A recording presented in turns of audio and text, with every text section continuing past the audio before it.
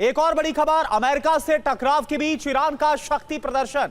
क्रांति दिवस के बहाने दिखाई है अपनी मिसाइल ताकत। ईरान की सड़कों पर बैलिस्टिक मिसाइलें लगाई गई। ये देखिए आप, ईरान के 1400 शहरों में मिसाइल और ड्रोन का प्रदर्शन किया गया और यही मिसाइल और ड्रोन पावर है, ये वो ताकत है जो कि ईरान, जिसके बूते लगातार अमेरिका और इजराइल दोनों को ललकार रहा है कि अगर युद्ध करना है तो हम भी तैयार हैं।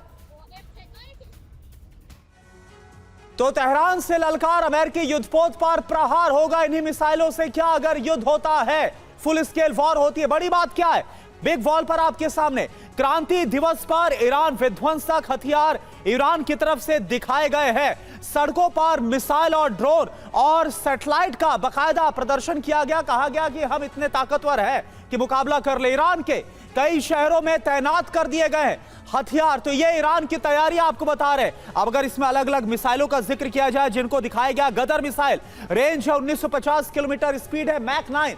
अगला जो हथियार है, अगली जो मिसाइल, उसका रुख करते हैं पावे मिसाइल। इसकी रेंज है 1650 किलोमीटर और इसकी स्पीड है 900 किलोमीटर प्रति घंटा। यानी जो जिक्र कर रहे हैं युद्धपोत का, इन्हीं से हमला कर सकता है ईरान। फतेह 2 मिसाइल, इसकी रेंज है 1400 किलोमीटर और इसकी स्पीड है मैक 5 की। अब अगली मिसाइल का हम रुख करते हैं जो इस वक्त ईरान को ताकतवर बनाती है, वो है हज कासिम मिसाइल और इसकी रेंज कितनी है, 1400 किलोमीटर इसकी स्पीड है मैक 5 की। और इन्हीं सबके बूते ईरान लगातार ललकार रहा है। सेजल मिसाइल की बात करें और देखिए इसकी रेंज कहां तक जा रही है, 2500 किलोमीटर और इसकी स्पीड भी है 12 से 14 मैक। तो ये आपको हम दिखा रहे हैं कि ईरान की जो ताकत उसने दिखाई है। इमद मिसाइल की बात करें, इसकी रेंज है 2000 किलोमीटर और इसकी स्पीड है मैक 2 से 7। तो एक एक करके वो हथियार जो कि ईरान की तरफ से प्रदर्शित किए गए। साहेब 3 मिसाइल की बात करें तो इसकी रेंज है 2000 किलोमीटर और इसकी स्पीड है मैक 5। और क्या ब्रिजेश सर, यही वो ताकत है जिसे लगातार ईरान की तरफ से बढ़ाया गया, बैलिस्टिक मिसाइल कार्यक्रम को चलाया गया और हाल फिलहाल में तो ईरान ने यह तक दावा किया कि उसने 10,000 किलोमीटर तक मार करने वाली आईसीबीएम तक को बना लिया है। तो इस ताकत के बूते किस कदर अमेरिका और इजराइल अगर दोनों युद्ध छेड़ देते तो कहां तक टिक पाएगा ईरान? करुणा, देखिए अमेरिका का जो पावर है वो बहुत तगड़ा है। उन्होंने पिछले साल उसको दिखा लिया है। ये जो ईरान की जो क्षमता है अच्छी खासी है, मगर वो एक मोर ऑफ ए डिफेंसिव हिसाब किताब। डिफेंसिव क्यों? क्योंकि ईरान के साथ चौहद्दी नहीं है अमेरिका की, ना इजराइल की। ईरान की चौहद्दी पड़ती है इराक के साथ में, पाकिस्तान के साथ में और ऊपर कैस्पियन सी वगैरह के बीच में।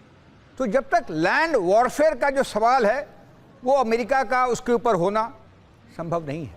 तो ऑपरेशन जो होंगे आम तौर पे नॉन कॉन्टैक्ट ऑपरेशंस होंगे, किनेमैटिक्स होंगे, एरियल रूट से होंगे। दूसरी बात, ईरान के अंदर भी एक सत्ता परिवर्तन का कार्यक्रम चल रहा है।